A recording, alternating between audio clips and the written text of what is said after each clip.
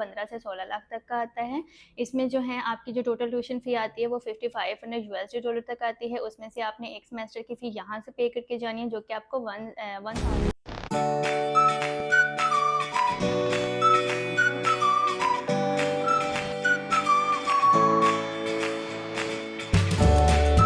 अस्सलाम वालेकुम, this is Shiba K admissions manager from Aegis consultant office Faisalabad. I have the best opportunity for your Georgia. Georgia का जो overall budget आता है वो 15 से 16 लाख तक का आता है। इसमें जो है आपकी जो टोटल ट्यूशन फ़ी आती है वो $5500 तक आती है। उसमें से आपने एक सेमेस्टर की फ़ी यहाँ से पे करके जानी है, जो कि आपको 1750 USD तक पड़ती है। उसके अलावा आपकी जो वीज़ा फ़ी आती है वो $1250 तक आती है। उसके अलावा आपके मिनिस्ट्री ऑर्डर के चार्जेस होते हैं, जो कि $500 तक आते हैं। और इसमें जो है ना तो आपको आर्ट्स रिक्वायर्ड है, ना आपको बैंक स्टेटमेंट रिक्वायर्ड है, वर्क की भी इसमें जो है वो लिमिट नहीं है कोई ऐसी आपको।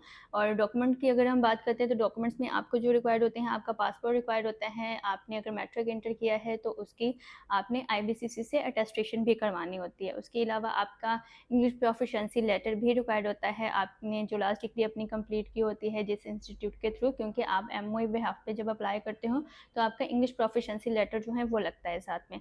उसके आई have the best opportunity for your Georgia. Georgia का जो ओवरऑल बजट आता है वो 15 से 16 लाख तक का आता है।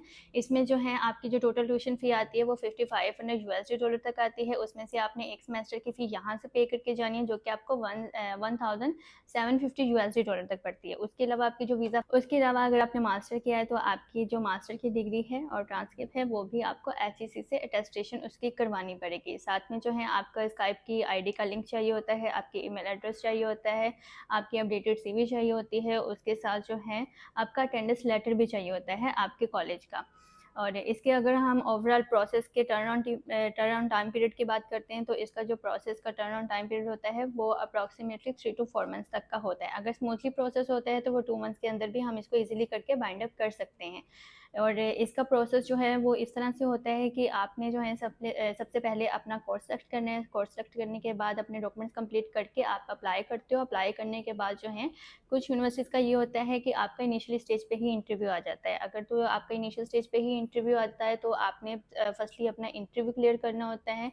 इंटरव्यू क्लियर करने के बाद जो है यूनिवर्सिटी आपको एक ऑफ़र लेटर जो है आपका इशू करती है। उसके बाद जो है आपने मिनिस्ट्री अप्रूवल के लिए अप्लाई करना होता है। मिनिस्ट्री अप्रूवल के लिए अप्लाई करने के लिए जो है आपने अपने ऑल एजुकेशन डॉक्यूमेंट जो हैं वो ट्रांसलेट करवाने होते हैं जॉर्जियन लैंग्वेज में। जॉर्जियन लैंग्वेज में अपने ऑल एजुकेशन डॉक्यूमेंट जो हैं वो ट्रांसलेट करवाने के बाद आप यूनिवर्सिटी को सबमिट करते हो।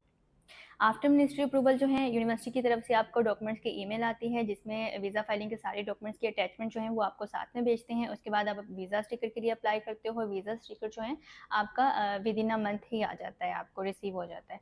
उसके बाद जो है आपको जब आप वहाँ ट्रैवल करते हो, वहाँ ट्रैवल करने के बाद आपको TRC के लिए भी अप्लाई करना होता है, टेम्परेरी रेजिडेंस कार्ड के लिए।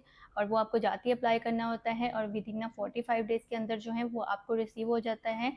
और उसमें इस तरह से होता है कि TRC अंडर ग्रेजुएट के स्टूडेंट को जो है वो 3 ईयर्स का मिलता है और मास्टर्स के स्टूडेंट को फर्स्ट ईयर जब TRC मिलता है वो 1 ईयर का मिलता है। If you have any query related this then you can contact me on given number. Thank you.